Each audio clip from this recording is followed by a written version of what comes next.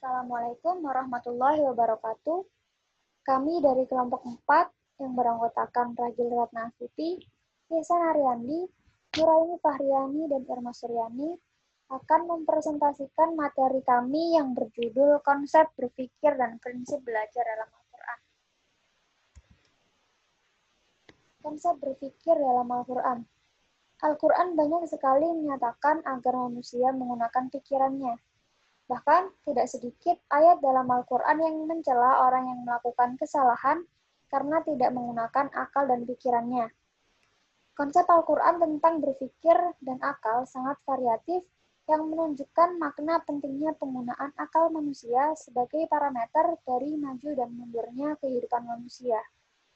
Bentuk pengungkapan berpikir dalam Al-Quran dijabarkan dalam bentuk kata yang berasal dari fakaro, basiro, nazaro, fakiha, dan dabbaro tadabbaro.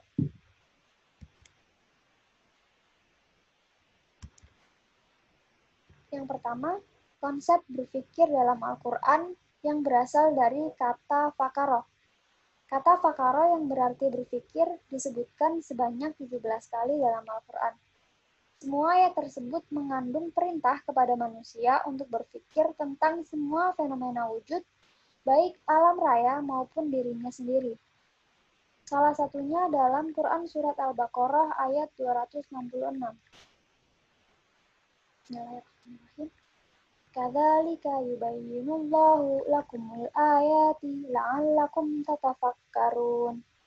Artinya, dan ketahuilah bahwa Allah Maha Kaya, Maha Terpuji. Akhir ayat ditutup dengan kalimat demikian itu, Allah menerangkan ayat-ayatnya agar digunakan sebagai bahan berpikir bagi umat manusia.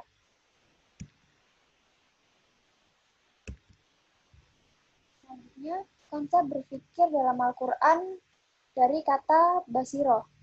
Kata ini makna dasarnya adalah mengetahui sesuatu. Sesuatu dapat diketahui hakikatnya karena tampak dan jelas dari penglihatan.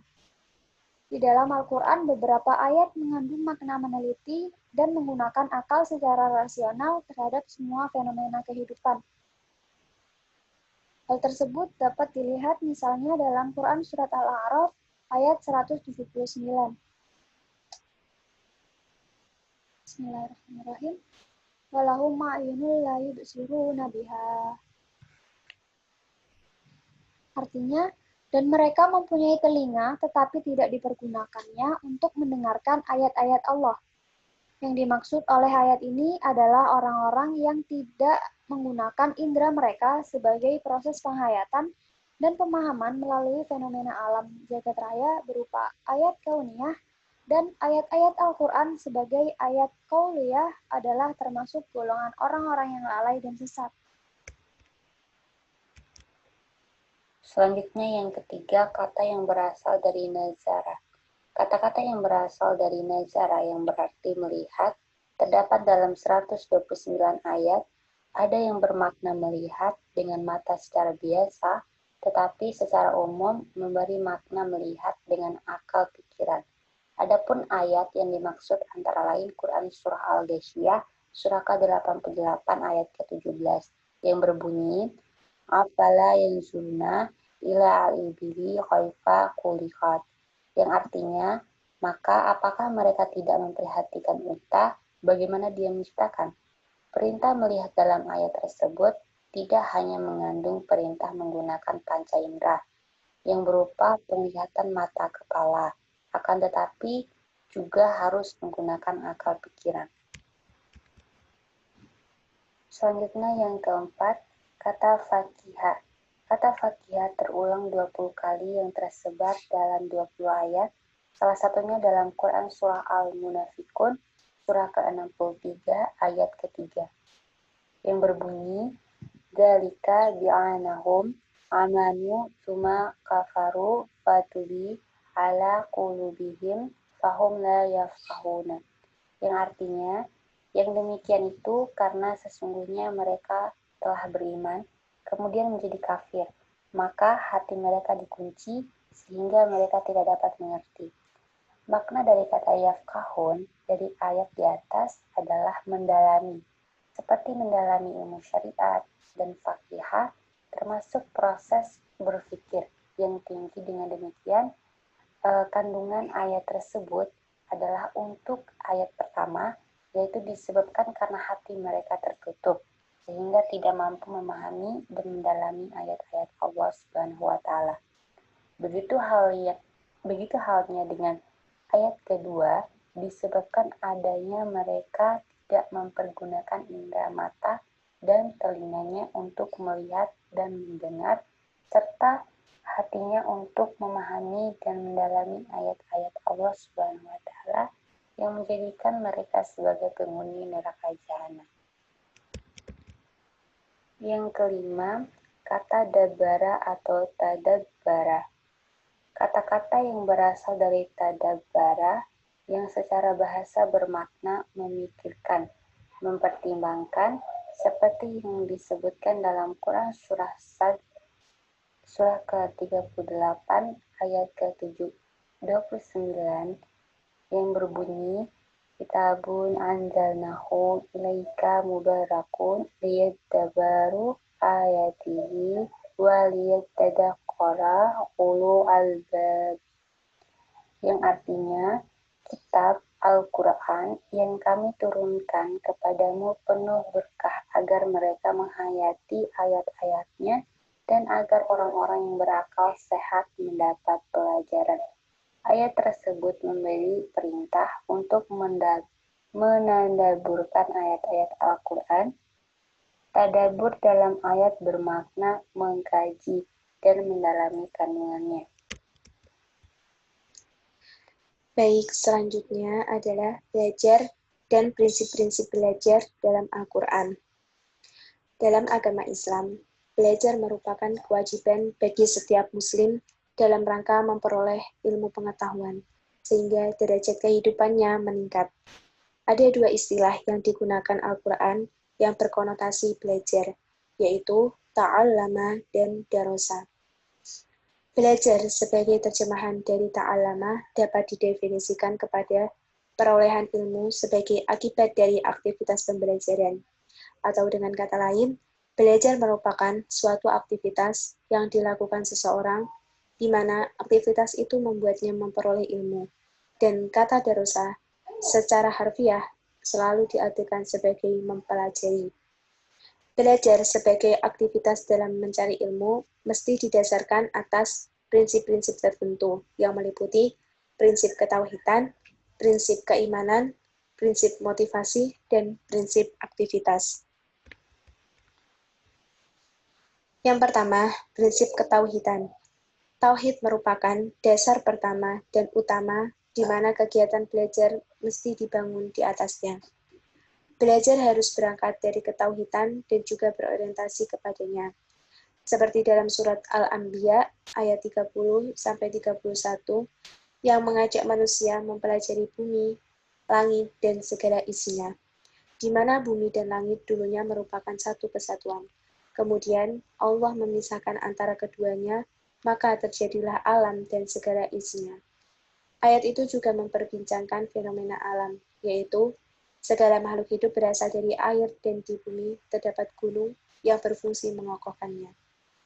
Ayat tersebut berkaitan dengan prinsip ketauhidan, yaitu mengesahkan Allah, di mana kuat kepercayaannya bahwa Allah hanya satu yang menciptakan alam semesta dan segala isinya.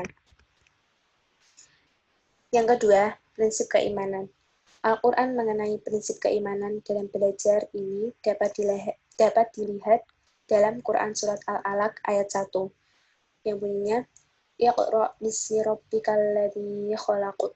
Artinya, bacalah dengan menyebut nama Tuhanmu yang menciptakan. Ayat ini mengajarkan bahwa membaca sebagai salah satu aktivitas belajar mesti berangkat dari nama Tuhan yang telah menciptakan segala sesuatu. Dengan demikian, belajar mesti berangkat dari keimanan dan berorientasi untuk memperkuatnya. Penguasaan ilmu adalah sebagai modal yang dapat menambah dan memperkokoh keimanan tersebut, dan hasilnya adalah tunduk dan patuh kepada Sang Khalik. Yang ketiga, prinsip motivasi. Motivasi artinya usaha yang dapat menyebabkan seseorang atau kelompok orang tertentu tergerak melakukan sesuatu karena ingin mencapai tujuan yang dikehendakinya. Allah mendorong orang-orang yang beriman agar belajar menuntut ilmu. Hal ini dinyatakan dalam Quran Surat Al-Mujadalah ayat 11 sebagai berikut.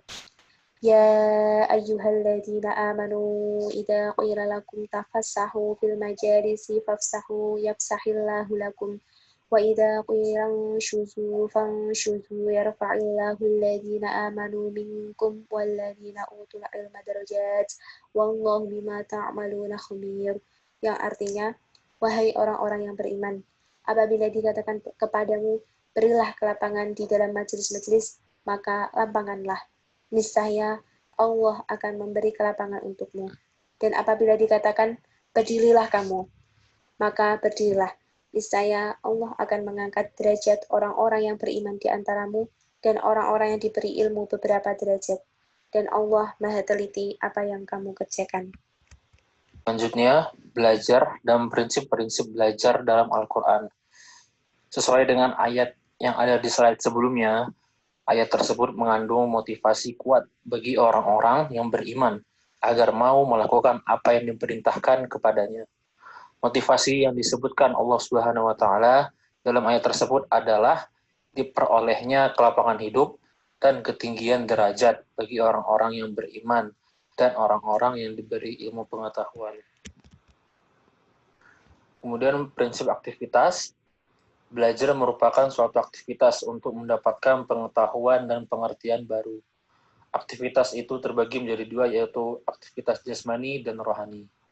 Aktivitas jasmani yaitu meniru, membaca, dan bertanya. Sedangkan rohani itu seperti perilaku mengamati dan berpikir.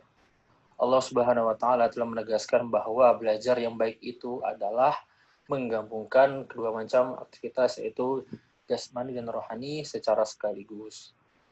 Seperti firman Allah dalam surah Al-Imran ayat 137, yaitu A'udzubillahi minasyaitonirrajim, Bismillahirrahmanirrahim. Qad khalat min qablikum sunnatun fasiru fil ardh fanzuru kaifa kana 'aqibatul mukadzibin. Shadaqallahul azim. Artinya, sungguh telah berlalu sebelum kamu sunnah-sunnah Allah, karena itu berjalanlah kamu ke segenap penjuru bumi dan perhatikanlah bagaimana kesudahan orang-orang yang mendustakan rasul-rasulnya. Ayat tersebut dalam bentuk perintah. Diulang oleh Allah, menyebutnya sebanyak 6 kali dalam 6 surah. Pengulangan ini menunjukkan betapa pentingnya melakukan aktivitas jasmani dan rohani secara bersama dalam belajar. Terakhir, kesimpulan. Konsep Al-Quran tentang berpikir dan akal sangat variatif, yang menunjukkan makna pentingnya penggunaan akal manusia sebagai parameter maju dan mundurnya suatu kehidupan manusia, yang berarti kemajuan dan kemunduran suatu bangsa itu tergantung pada dinamika intelektual masyarakat yang bersangkutan. Dalam agama Islam, belajar merupakan suatu kewajiban bagi setiap muslim dalam rangka memperoleh ilmu pengetahuan sehingga akan meningkatnya derajat kehidupannya. Ada dua istilah yang digunakan Al-Quran dalam berkonotasi dalam belajar, yaitu ta'allama dan juga darasa. Belajar sebagai terjemahan dari ta'allama dapat didefinisikan kepada perolehan ilmu sebagai akibat dari aktivitas pembelajaran. Atau dengan kata lain, belajar merupakan suatu aktivitas yang dilakukan seseorang di mana aktivitas itu membuatnya memperoleh ilmu. Terdapat 4 macam prinsip-prinsip belajar dalam Al-Quran. Antara lain prinsip ketauhidan, prinsip keimanan, prinsip motivasi, dan prinsip aktivitas. Yang semua itu saling berhubungan erat. Baiklah, sekian dari kelompok kami. Lebih dan kurang kami mohon maaf. Atas perhatian kami ucapkan banyak terima kasih. Wassalamualaikum warahmatullahi wabarakatuh.